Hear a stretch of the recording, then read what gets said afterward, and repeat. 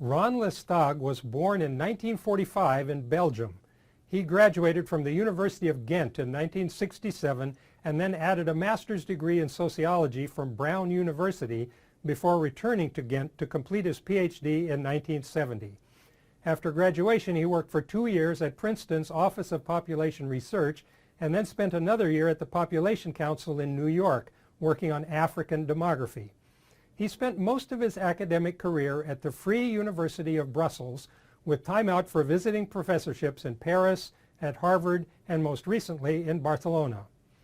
This article looks back over 30 years during which Lesthaeghe championed the idea that a distinctive new stage in the demographic transition can be distinguished from earlier stages in the process, and that the key to marking this distinction between first and second demographic transitions concerns the attitudes and behavior of individuals, both men and women, toward their relationships with each other, and in particular their decisions about forming unions and having children.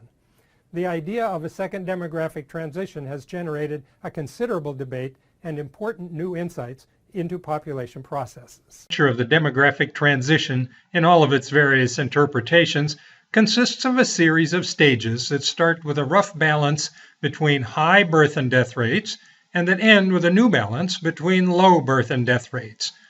All of the action, so to speak, that got most researchers excited about the demographic transition had to do with what was going on in between these stable endpoints of the process. Things like runaway population growth, economic development, and the like. But there is no automatic demographic thermostat out there in the world that guarantees that when birth rates begin to fall towards the level of already low death rates, that things will just balance out naturally at some new stable equilibrium. What if birth rates were to start increasing again, or stabilize at some level well above the death rate? That would mean no end to population growth. Or what about the usually unthinkable possibility that birth rates might go right on falling, crossing below death rates, and creating a situation in which the population was no longer replacing itself and began to shrink away? A population decline, or depopulation, as French scholars like Landry and many others called it, has risen up before the eyes of a large number of researchers, particularly in Europe, where birth rates have actually fallen to such low levels. In several European countries, birth rates have fallen below death rates in recent decades. For the moment, there are large generations of young people in most of these countries, so even low birth rates generate substantial absolute numbers of people. If these below replacement rates continue into future decades, populations could actually begin to experience natural decrease instead of natural increase, as depicted in some diagrams of the demographic transition as a new fifth stage that follows the convergence of birth and death rates at low equilibrium levels, a convergence that used to be thought of as the end of the transition. This concern with what happens after the birth and death rates converge stimulated a range of new speculation and research, especially in Europe, where the whole issue of depopulation came up prominently in the last few decades of the 20th century. Ron Lesthaeghe in Belgium was one of the most creative responders to this issue. In answer to the question of what happens after stage 4 of the conventional demographic transition, his answer was that at least in some countries, some people might move on to what he called a second demographic transition, or what we might think of as a second stage of the demographic transition. We're going to start distinguishing between new stages of the demographic transition. The key point is to define when one stage ends and the next begins. Based on the diagram showing a possible fifth stage of the transition, we could define this boundary as the point at which birth rates drop below death rates. This, however, is not the option that Lesthaeghe chose. His second demographic transition is not simply another name for that stage 5 in the diagram. For him, the question was not about comparing aggregate birth and death rates, but about getting inside the heads of the people in a society and looking at new attitudes and new behavior related to forming intimate unions and having babies, or perhaps more importantly, not having babies in many cases. Lesthaeghe and his colleagues in particular seized upon the work of a French social historian named Philippe Eyres, who had written a book back in the 1960s called Centuries of Childhood. It was not the sort of book that demographers usually read. Aries wrote about medieval and Renaissance painting, the letters written by French aristocrats and their wives, and other not very statistical features of history. He argued that what we think of as childhood today, a happy, carefree period of life when babies and children are supposed to be pampered, happy, and carefree, is actually a quite modern invention, and that in earlier ages there was no such stage of life. Before, babies often died, so people were afraid to get emotionally attached to them. And survive the first few years remained hard in earlier times. Children who survived also acquired responsibilities and were expected to take life seriously and contribute to the workload of the household, not just laugh and play and be pampered. For Aries, childhood was a luxury created by modern prosperity, a new life stage invented when society could afford it. This led to what Aries called the era of the child king, when the whole life of the family came to center around making children happy and giving them every advantage in life. In fact, this change might mark exactly the point that Caldwell was talking about, when wealth stopped flowing from children up to parents and started flowing down from parents to children instead. Aries thought that all this concern with the child king explained why the birth rate declined during the classical demographic transition. People limited the number of their children in order to give the maximum possible attention and resources to the ones they did have. But Aries also wrote a follow-up article nearly 20 years later describing what he called two successive motivations for falling birth rates. The first one was still the era of the child king, when people limited births so they could invest more in each child. But then in the second half of the 20th century, Aries thought he detected a shift in people's attitudes and behavior. Quote, couples and individuals no longer plan life in terms of the child and his personal future, as was the case during the 19th and early 20th centuries. This does not mean that the child has disappeared from such plans, but that he fits into them as one of the various components that make it possible for adults to blossom as individuals. Unquote. This blossoming of individuals is pretty much the same thing that psychologist Abraham Maslow called self-actualization, realizing your own personal potential as an individual.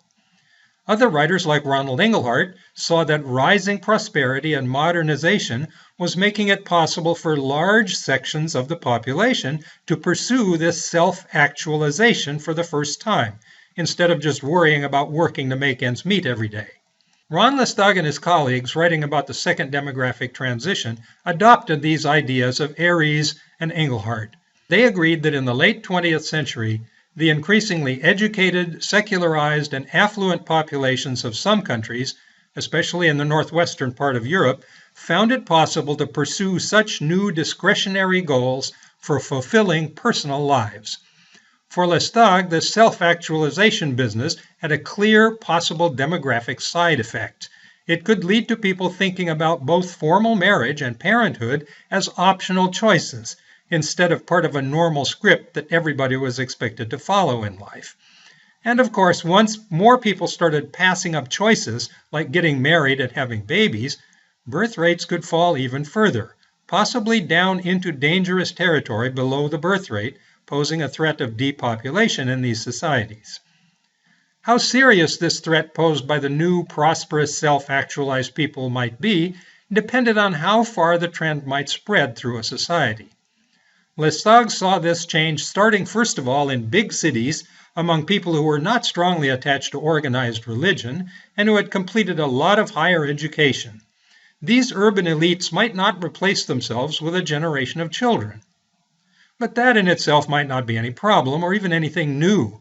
Other scholars like Sheila Johansson had found the same tendency for elites not to replace themselves in other times and places in history, and this just created plenty of chances for people from less elite families to move up in the world and become elites in later generations. Upward social mobility is usually a good thing. But if this second demographic transition, this self-actualization without children, were to spread far enough, it might have serious demographic consequences for a whole society. As we consider further details of the second demographic transition idea, it might be good to keep in mind that this is a theory entirely concerned with only fertility. Earlier studies of the demographic transition tended to concentrate on fertility and mortality and to pretty much neglect the whole issue of migration. But second demographic transition theory went them one better and concentrated only on fertility to the neglect of both mortality and migration. Started following up the logical possibilities of how the pursuit of personal self-actualization might affect the lives of individuals in prosperous European societies. A whole rainbow of new lifestyle possibilities gradually unfolded before him. For example, if the normal scripts of traditional family life no longer applied to these individuals, maybe they would decide not to bother about getting married. Maybe you would just stay single and live the carefree bachelor life.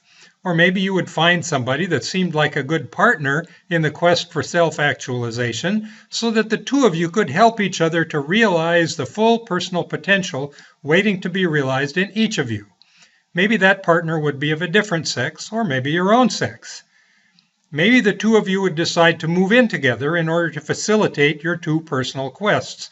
Or maybe you would just enjoy each other's company in as many ways as you liked, but live apart together, as the choice has come to be called.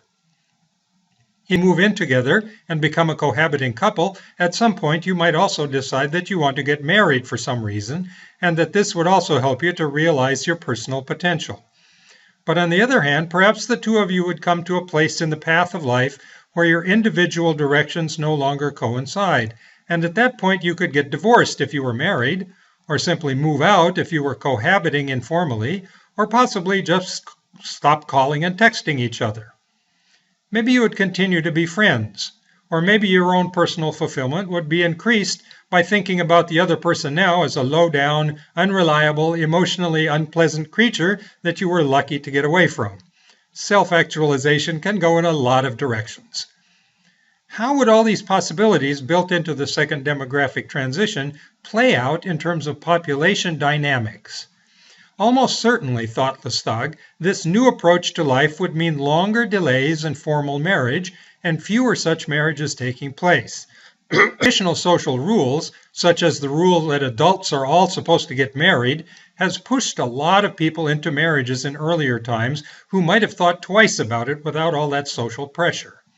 Women in particular had been conditioned to think that if they didn't get married, they were failures in life, and possibly that they could not even expect to be treated like adults.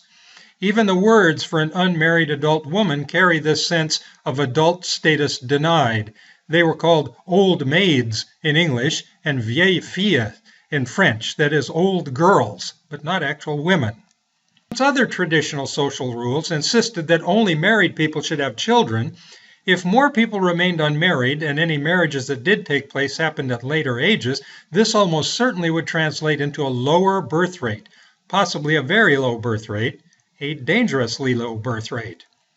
But there was another opposite possibility also hiding in the new second demographic transition scenery.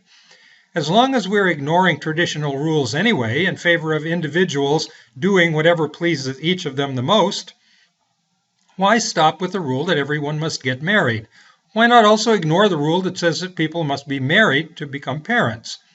If all those women who are delaying or avoiding marriage can go ahead and have babies anyway, then maybe the birth rate will not fall as much as we first expected. CBS television gave us a good example of this point of view when Candice Bergen's character in the title role of the Murphy Brown TV show decided in the spring of 1992 to go ahead and have a baby as a single mother.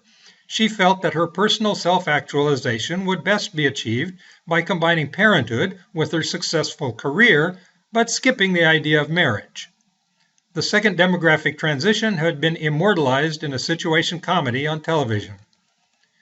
With the second demographic transition pulling demographic statistics in different directions all at once, the actual outcome depended on which feature of the new lifestyles pulled harder. As it turned out, in most societies, the delayed marriages and informal cohabitation strongly outweighed the increase in non-marital childbearing, so that the net result was lower and lower birth rates. Lesthaeghe gives us a pair of convenient tables in which we can contrast the highlights of the first compared to the second demographic transition and see just how much had changed from one to the other. In the first demographic transition, people were very enthusiastic about getting married and creating the family households where they could bring up their little child kings. There was little cohabitation outside marriage and not much divorce either. If somebody ended up outside marriage due to divorce or widowhood, there was a lot of interest in remarriage and getting right back into the pool. Even though people rushed so enthusiastically into marriage and parenthood, however, the parents of the child kings were very aware that wealth was now flowing down from them to the children, so they had to reduce fertility dramatically in order to make the proper investments in the future generation. Large families dwindled away to just a tiny share of the population.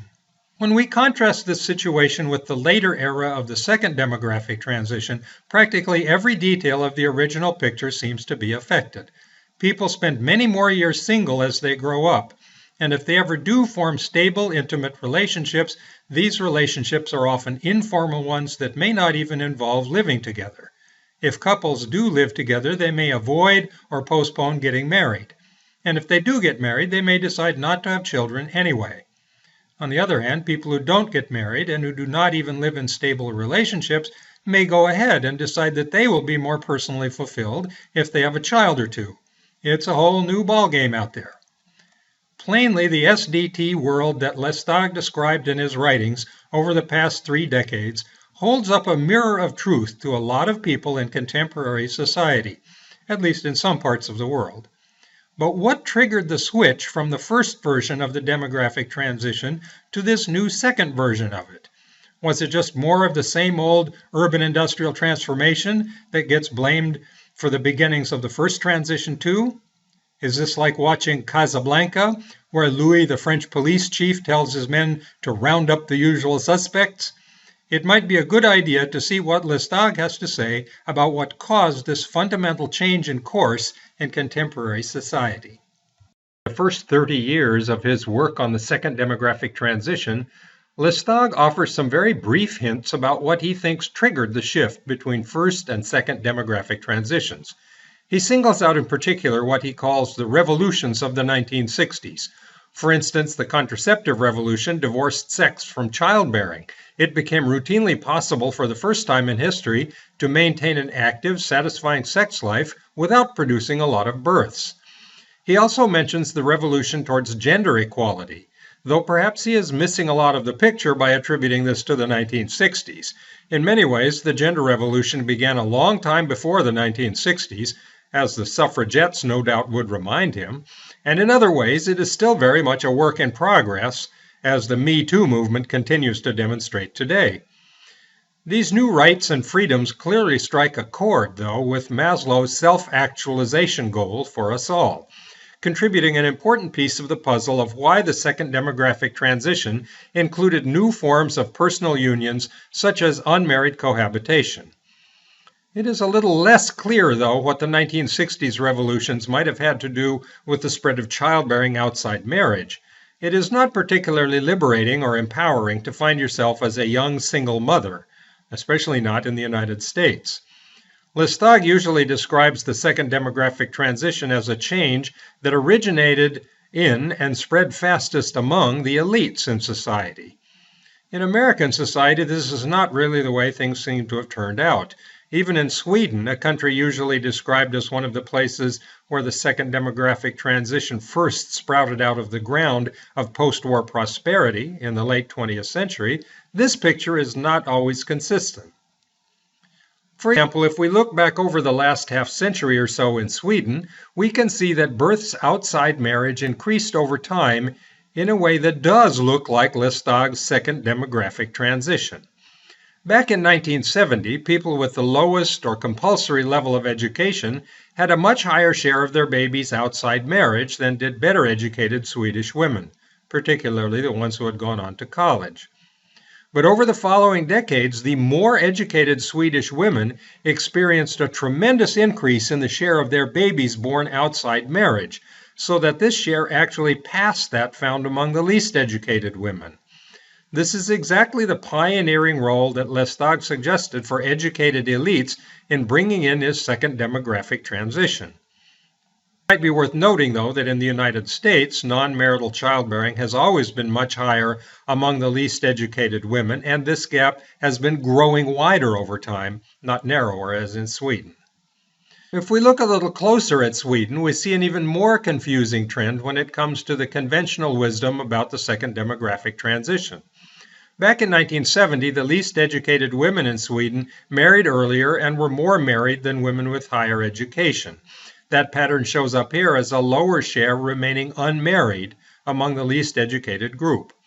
This makes perfect sense because if you leave school earlier, you probably will marry sooner than if you stayed in school for many more years.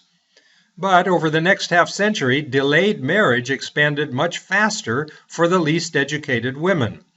By 2015, the least educated women were the least married, and the most educated women were the most married, exactly the opposite of what the situation had been a couple of generations earlier. So when it comes to avoiding marriages, this feature of the second demographic transition seems to have been pioneered in Sweden by the least educated women, duplicating the result we find in the United States, where the same thing happened.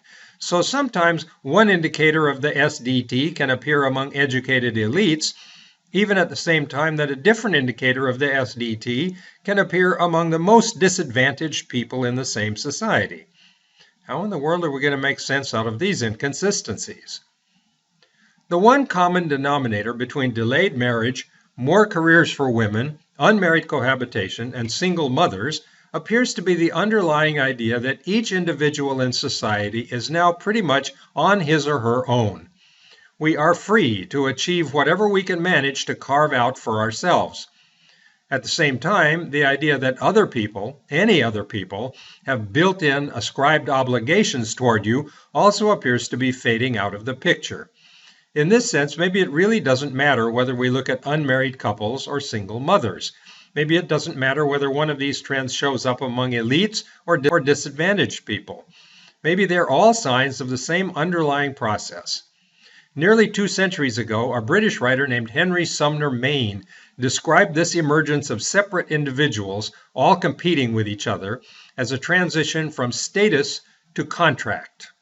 Individualism arises when people can make their own contracts and choose their own directions in life, when they no longer have all their decisions made for them on the basis of their status in existing groups.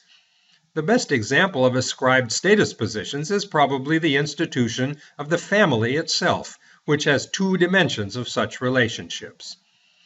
Your consanguine or kinship relations are all assigned to you at birth. You don't get to choose your parents or your cousins or any of your other blood relatives.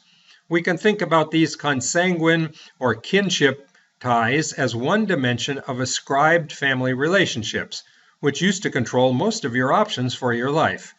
This is the dimension that was eroded away by the rise of new non-family institutions during the original version of the demographic transition. Except in special cases, your relatives no longer have the power to make you or break you, to control every aspect of your life. Instead of automatically taking the road chosen for you by your parents, you can sign an individual employment contract with any kind of employer and choose your own direction. Your parents don't control you. As Jack Caldwell observed, this also means that they don't control the wealth that you produce. Your ascribed status in your kin group gave way to your chance for individual achievements during the first demographic transition. One of the ways that consanguine groups used to control their children was by arranging their marriages for them. Instead of choosing your own partner based on some kind of individual criterion, like romantic love, you marry the person selected for you by your relatives because you love those relatives. When the power of kin groups declined during the first demographic transition, though, this other affinal dimension of marriage ties was radically affected. Not only did people get to make their own marriage contracts as individuals, but the resulting affinal dimension of marriage ties became the dominant feature of family life. Bernard Farber suggested that marriages could only take this central role in families at the expense of kinship ties that had been eroded away by the changes of modernization. And these marriage bonds were still also ascribed social statuses. Everybody knew how husbands and wives were supposed to behave. And other than choosing for yourself which person to marry, after that you were still following the traditional script already written for you about how to fit into these ascribed statuses of husband and wife. But now, when we turn to Lesthaeghe's second demographic transition, this other dimension of ascribed family statuses has begun to unravel. Instead of kinship ties, it has been the ascribed roles for partners that have been eroded by continuing changes in society. Every aspect of your intimate personal life is gradually shifting from status to contract, from ascribed statuses and rules to individual contracts that you decide on for yourself. Not only do you decide who to marry, but whether or not to marry at all, and whether to have children without getting married, or to get married without having children, or maybe neither, or maybe both. It's all up to you now once the second demographic transition takes hold. Lesthaeghe sees this second demographic transition as an inevitable process that gradually will spread from its European origins all over the world. It may start among educated urban elites, or it may start among the most disadvantaged people in a society and gradually work its way up to the top. But either way, the ultimate question about the second demographic transition is whether it is, as Lesthaeghe suspects, a truly inevitable transformation that eventually will reshape personal life for all of us everywhere.